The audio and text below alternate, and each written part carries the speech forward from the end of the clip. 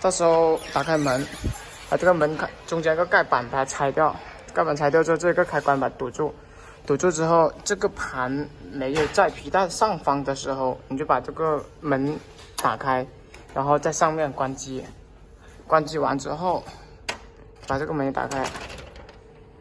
把这个锁拆掉，这里有个螺丝，这里有个螺丝，然后下面这里有个螺丝，这里有个螺丝，拆掉。拆掉之后，这边有3个插头，把它拔掉。3个插头拔掉，拔掉之后提一下，有些机器下边这里有一条线的，这个线这个螺丝把它扭松，这螺丝扭松之后把线拿出来，拿出来之后，这里边有一个黑色塑料，有4个螺丝，把它打掉，这里一个，这里一个，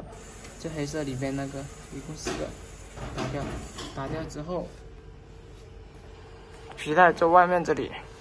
这样子往上提一下，皮带往上提，然后这个钢丝绳就可以把它拿出来了。4个角都一样，装的时候也是把它挂进去，提高一点，把它挂进去，然后一放，它就可以到位了。这球要把它挂到下面去，然后就可以把它搬出来。4个绳子提掉之后，就可以把抓到这里，然后这边一只手右手抓到这里。轻轻提起来，慢慢的挪出来，不要碰到喷头，喷头在这里。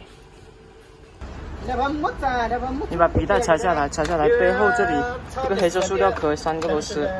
丝拆掉，拆掉之后这线这里有颗螺丝在这里拆掉，然后这个扣子解掉，这个解掉，然后这里解掉，然后这里有个螺丝把它打掉，打掉之后这里有个螺丝打掉拔出来，然后这里有个螺丝，这里都有个螺丝，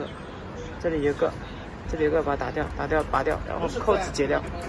然后这个扣子解掉，这2个螺丝打掉，然后这里黑色塑料块打掉，然后这里一个螺丝打掉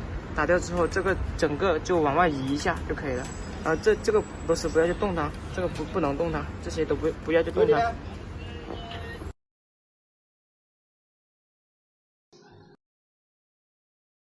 你看这个地方，如果它向外跑啊，你就紧一下，把这个紧一下，上里紧一点，不要紧太多。你那个紧完之后啊，你先让皮带跑一跑，你看一看。